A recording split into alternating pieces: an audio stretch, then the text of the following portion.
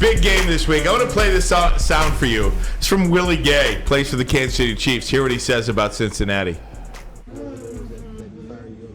When they call Arrowhead Burrowhead, I'm just excited to be playing football, man. That stuff is just what comes with the game, you know. We, like Coach Reed said, we don't do no talking. We just go handle business when it's time to go. What is it about that Bengals offense that maybe impresses you the most? You played them a few times. Nothing. Okay. Right. What do you got to do personally? You think you go out there and have your best team and help get us into the Super Bowl? Stop the run for sure. You know they're gonna try to do that to act like they can big boy us, but front 6, 7 gonna definitely do our job and try to slow that down. So. Thank you. Appreciate it. That was Willie Gay talking about what impresses you most about Cincinnati's offense. Courtesy of PJ Green and Cincy. Thank you. Thank you. I was getting there. Thank you. I didn't know if you were getting there or not. It is funny, though. Mavs, I'll come to you first with this. How many points does Cincinnati need to score against Kansas City to get the job done at Arrowhead? 27. 27-24. That's your score. That's what it was last year in overtime. That's what it's going to be again, except they ain't going to go to overtime this time. Cincinnati will win. Kansas City will score late to make it look that good, but Cincinnati is going to win this game. They're a better team, start to finish. Think so? I know so. I don't know. It depends on Mahomes. Mahomes. If Mahomes is, I hope he's 100%. Yeah, he won't be 100%. I know. I don't want to see him going out of the game. I want to see the best going against each other. If he's not laboring, I think it'll take him 28 points. It'll take Cincinnati 28 points to beat him. If he's 80%, if he's laboring, then I don't think they have a chance. But I think if he's 85%, I think they win. There's a reason I asked that question. Because everybody's talking about the Cincinnati Bengals offense and Joe Burrow and Jamar Chase and T. Higgins. You guys realize that Joe Mixon, they're loaded. Throughout this 2-year run in the playoffs, 4 games last year and now 2 games this year, they have not scored over 27 points. They have not scored over 27 points in any of the 6 playoff games in the last 2 years. And they have not scored an offensive touchdown in the fourth quarter in these last 2 years. The touchdown that they have in the fourth quarter was a defensive touchdown, 98-yarder. So this is what they better get out. That was against Baltimore. They were sleepwalking through that game. Okay, fine, but were they sleepwalking through the other 5 games they played? They won, didn't they? Yeah, they did, but they were all close. And I guess that's the playoffs. I'm not trying to be come down on their offense. What I'm trying to say is defensively, they have been pretty much unstoppable or unpenetrable, if that's a word. I mean, their defense has been even better than their offense, and nobody's talking about their defense.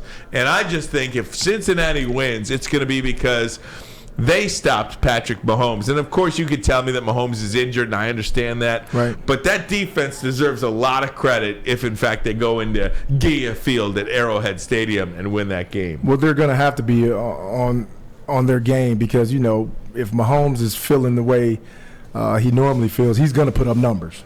He's going to score. He's going to put up numbers, and they're going to have to stop him. I mean, he doesn't have – the cheetah and all those guys anymore, but he's uses Kelsey. He uses what he has, and Kelsey's been working overtime lately. Mm-hmm. He's been catching a lot of passes, and going into a game, that's his main target, but you still can't stop him. I just love the way this Bengal team. I loved them from last year. They should have won the Super Bowl. They had that game. They couldn't block. Right. It's okay. They repeated this year. Slow start. Mm-hmm. Once they got healthy, come on, man. San Francisco's won 12 straight. The Bengals have won 10 straight. That's not an accident. No. And they've beaten teams that they had to beat to get there. They're not beating crappy teams. They're beating good teams. Right.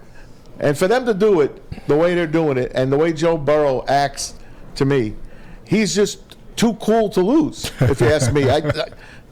He's the guy who wouldn't want this guy as their quarterback? No, he's good. He's really good. try to equate everything back to the Lions. Like, how could they do this, and how could they get here? And I mentioned the Cincinnati Bengals because that defense, and we always talk about, we'll talk about a Daniel Jeremiah from NFL.com, a mock draft that he put out. And of course, he's got Lions going defense in the first round. And I'm like, no. Take the best possible player. Right. If that's Bijan Robinson, take him. Right. If it's an offensive guard, tackle, take him. Right. No. If it's a quarterback, take him. Now, I do want him to, like, I think I'd love to get a quarterback running back. I don't care. You can build a defense through free agency. It's exactly what the Cincinnati Bengals have done. The Cincinnati Bengals defense is almost into, how did they get this good? The Cincinnati general manager went out and got the best defenders. He bought the best defenders you could possibly buy. They are built through free agency, and I think the Lions could have the same model. And not only that, I think Aiden Hutchinson, Josh Pascal, Kirby Joseph, Malcolm Rodriguez, James Houston, that's 5 rookies that were starters for you last year. We're good, and we're good. That were good and only going to get better next year. Right. You're getting Tracy Walker back. You're going to sign Isaiah Buggs and John Kaminsky again. Go buy your defense through free agency, or maybe a trade like a Jalen Ramsey we've talked about. But that is how you can be right here next year. Build that defense through free agency. Everybody wants, the kid from Texas Tech or the kid from Clemson, these edge rushers. Man, you got 3 on your roster already. Right. Don't take a quarterback. Take a running back. Take somebody. We already forgot that the Bengals were the worst to first. Remember that? Yes. That's how quick we forgot that they sucked. They were just a few years ago. Yeah. Look at them now. The Lions could be that next year already. And that happened with the Bengals, of course, because of their quarterback mainly. You got a guy that is a franchise quarterback. That's why Ryan and I have been asking for Tom Brady to come here. I don't want to go down that road again. I'll just tell you. I went to the bowling alley last night. People were coming up to me today here again. Darren comes back and says, Maz, did you and Ryan really say that you wanted Brady? I'm like, yeah. Why the hell not? Why not? So, yeah. What did they say to you? Because I'm curious. They were laughing. They were like, you crazy. Drew again last night. Drew Lane. Maz, we did a poll here for you, and it went 80-20 that they wanted Brady. Oh, really? Yeah, on the Drew and Mike podcast. Wow. So there are some people in our corner, just not the ones that listen to our show. Right. I mean, yeah, that is funny. But there's more than one way to build a team. No doubt. There just is. You can talk about the same themes and rookie quarterback and all that. Now a lot of teams are on rookie wide receiver deals, right? Yes. I mean, but man, I look at Cincinnati's team, and yes, they have Joe Burrow, but they went out and added free agent defenders that have made them what they are now. Look, if you score less than 27 points in the playoffs, you better have a damn good defense. Yeah. You better have a damn good defense. Look at the Niners and Cowboys. If I had told you the Niners were going to score 19 points against Dallas, I bet you a bunch of people would have said, oh, they lost. Cowboys beat them. But no, Cowboys scored 12. Right. 19-12. This year alone, the Bills' defense has allowed 27 points in 2 games. Just this year alone.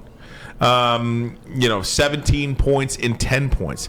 Last year, the most points scored against the Cincinnati Bengals defense just last year was in the Super Bowl. Or excuse me, it was not in the Super Bowl. It was in the overtime win against Kansas City. They allowed 24 points, and they won that game 27-24. The Super Bowl, they allowed 23 points.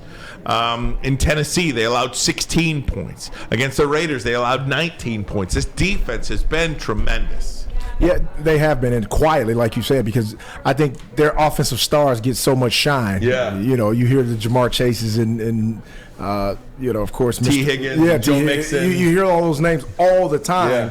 And it's kind of, I think that's kind of how they like it. I would like it if we just can kind of be quiet and just win. You know, they don't put the spotlight on us until we hold that trophy up. Hey, I think the key to these are going to be the 2 tight ends. San Francisco with George Kittle and the Kansas City Chiefs with Travis Kelce. If those 2 guys can dominate as they've been, they're going to be tough to beat. I almost wonder how much of Mahomes' ability to move out of the pocket or lack thereof will impact Kelce. Because I mentioned this yesterday, Travis Kelce and Patrick Mahomes have such a rapport together. Oh, it's crazy. That Kelce almost finds these pockets. And we always wonder, why is Travis Kelce so wide open? Well, he's not wide open on the routes. He's like not wide open on the routes. What he is, though, is he is wide open when Mahomes gets on the move because he finds these pockets in the defense. And somebody was talking about that, and they were saying when Mahomes scrambles out of the pocket, they have the rapport with one another, and you know they've been with each other for so long, and it's like the schoolyard. Yeah, he knows exactly what Kelce's going to do. Yeah, if he scrambles this way, Kelce does something, you know, and it's like it works every single time, and you wonder why he has 11, 12 catches. And like you said, they're not on the initial route. Right. They're on the scramble, and then he breaks up the field, and now he hits them. And it's amazing watching those 2 work, though. And the coaches in these games, too, they're a great story. Let's look at Andy Reid. And the other day we talked about Andy Reid and how great a coach he is. And he's an offensive genius. Won a Super Bowl in each league now. Not many guys could say that. But I'm just saying, him against Zach Taylor.